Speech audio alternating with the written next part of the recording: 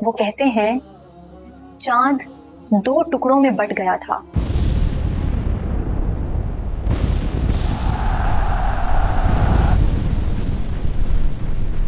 اگر تم سچے نبی ہو چاند کو 2 ٹکڑے کر دکھاؤ.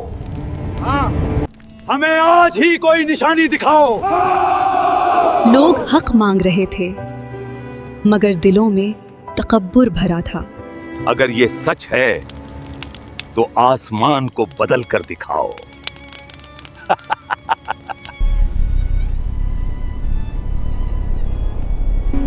مجھے ڈر لگ رہا ہے، کچھ عجیب ہونے والا ہے. اور پھر اللہ کا حکم آیا. دیکھو چاند. یا اللہ، چاند سچ میں پھٹ گیا ہے. ایک ایسا معجزہ جس نے پوری دنیا کو ہلا دیا. یہ بات ہے اس دور کی جب انسان اپنے ہی تراشے ہوئے پتھروں کے آگے جھکتا تھا، لیکن آسمان والے کی آواز سننے سے انکار کرتا تھا. نبوت کے 8 سال گزر چکے تھے. مکہ کی گلیوں میں ظلم اپنی آخری حدوں کو چھو رہا تھا. ایک طرف وہ لوگ تھے جو آگ کے انگاروں پر لٹائے جا رہے تھے، اور دوسری طرف قریش کے سردار جن کی انا پہاڑوں سے بھی زیادہ سخت تھی. مکہ کا ہر گھر نئے دین کی باتیں کر رہا تھا. سرداروں کو ڈر تھا کہ ان کی بادشاہت چھن. دارالندوہ میں ایک اہم بیٹھک ہوئی. فیصلہ یہ کرنا تھا کہ اس سلسلے کو ہمیشہ کے لیے کیسے ختم کیا جائے. ہم کب تک برداشت کریں گے؟ مکہ کا ہر جوان ان کی باتوں میں آ رہا ہے. دولت ٹھکرا دی، بادشاہت ٹھکرا دی، ظلم کا بھی اثر نہیں. ہم زمینی باتوں میں نہیں جیت تو آسمان پر آزماؤ. ایک ایسی نشانی مانگو جو انسان کے بس میں ہی نہ ہو. ہاں چاند. ہم کہیں گے اس چاند کے 2 ٹکڑے کر کے دکھاؤ. نہ وہ کر پائیں گے نہ لوگ ان پر ایمان لائیں گے. اور پھر وہ رات آ گئی. مینا کی وادی. آسمان پر پورا چاند آب و تاب سے چمک رہا تھا. نبی اکرم صلی اللہ علیہ وسلم وہاں تشریف لاتے ہیں. چہرے پر وہی نور، وہی سنجیدگی. کفار کی بھیڑ نے آپ صلی اللہ علیہ وسلم کو گھیر لیا.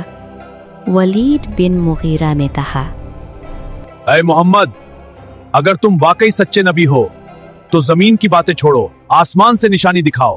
نبی نے کہا، کون سی نشانی چاہتے ہو تم؟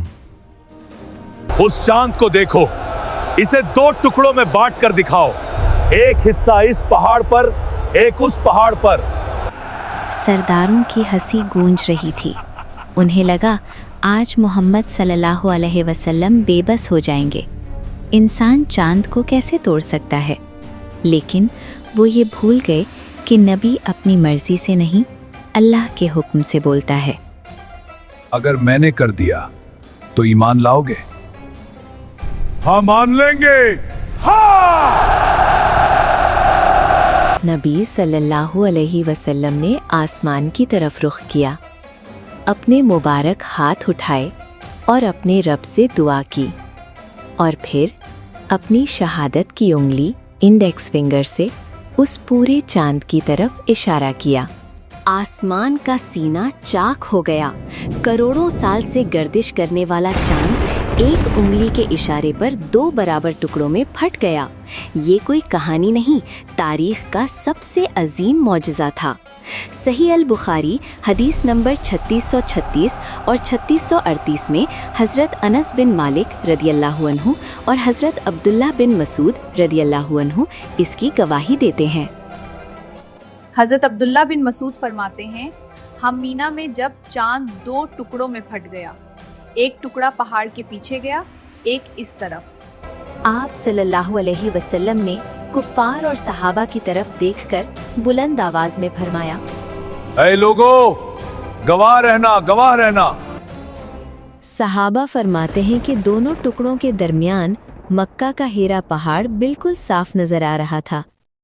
کفار مکہ کے پاؤں تلے زمین کھسک گئی. वो जिस्म और रूह तक कांप उठे। जो आसमान उनके आगे खामोश था आज वो फट चुका था। लेकिन तकब्बुर इंसान को अंधा कर देता है। अबू जहल की अना जाग उठी। वो घबराकर चीखा, ये मोहम्मद का जादू है, इसने तुम सब पर जादू कर दिया है।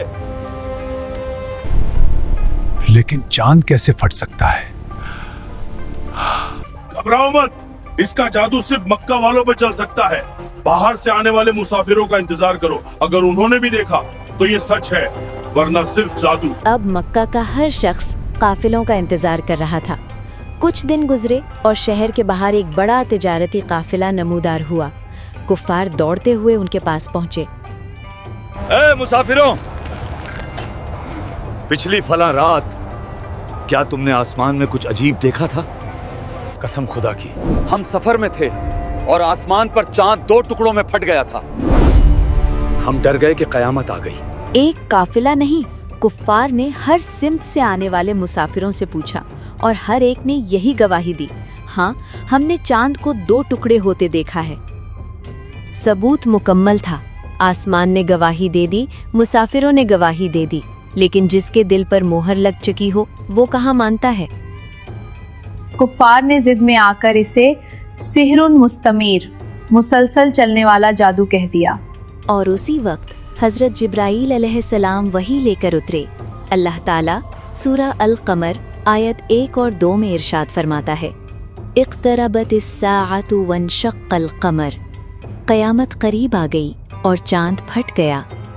वइन यरौ आयतन युरीदु वयक़ूलु सिह्रुम मुस्तमिर, और ये अगर कोई निशानी देखते हैं तो मुंह फेर लेते हैं और कहते हैं ये तो चलाता आया जादू है। दोस्तों, ये मौजज़ा सिर्फ अरब तक महदूद नहीं था। इसका सबसे बड़ा तारीखी सबूत हिंदुस्तान इंडिया से मिलता है। मालाबार केरला के एक इंसाफ पसंद राजा थे, राजा चक्रवर्ती फरमास। राजा चक्रवर्ती महल की छत पर आसमान देखते हुए कहा, ये क्या है? आसमान में दरार। वजीर, नजूमियों को बुलाओ, पता लगाओ ये कैसा इंकलाब है। नुजूमी लाजवाब थे। कुछ अरसे बाद अरब ताजिर केरला के साहिल पर आए। राजा ने उनसे यही सवाल पूछा, ए बादशाह, ये अरब में जाहिर होने वाले अल्लाह के आखिरी नबी का मोज़्ज़ा था। उन्होंने इशारे से चांद को बांट दिया। ऐसी ताकत सिर्फ सच्चा नबी ही दिखा सकता है। मैं अपना ताज छोड़ता हूं, मुझे उनके पास ले चलो। राजा ने सफर किया, नबी सल्लल्लाहु अलैहि वसल्लम की जियारत की और इस्लाम कबूल किया। अशहदु अल्ला इलाहा इल्लल्लाह व अशहदु अन्ना मुहम्मदन रसूलुल्लाह। आज भी हिंदुस्तान की सबसे पहली मस्जिद चेरामान जुमा मस्जिद केरला में उन्हीं के नाम से आबाद है। हिंदुस्तान में बैठकर एक बादशाह ने हक को पहचान लिया और मक्का में सामने खड़े सरदार अंधे ही रहे। चांद तो वापस जुड़ गया, लेकिन कुफ्फार के दिलों का तकब्बुर और बढ़ गया। उन्होंने निशानियां देख लीं, मगर उनकी जिद ने उन्हें हिदायत से महरूम रखा। जुल्म की दास्तां यहाँ ख़त्म नहीं हुई। कुफ्फार ने अपनी सख्ती और बढ़ा दी। शबे अबी तालिब का वो सख्त बॉयकॉट, पहाड़ों में पत्ते खाने के दिन आने वाले थे। और फिर वो गम का साल आमुल हुज़्न, जब हज़रत खदीजा रदियल्लाहु ताला अन्हा और अबू तालिब दुनिया से रुख कर जाएंगे। चांद को तोड़ने वाली वो मुबारक उंगलियां और वो पाँव ताइफ के पहाड़ों में खून से रंगने वाले थे। ताइफ के पत्थरों और घटी की भूख के बाद भी ये रोशनी नहीं बुझी। जुल्म की हर रात ढल गई और मक्का से उठने वाले हुक्म ने पूरी दुनिया के दिलों को फतह कर लिया।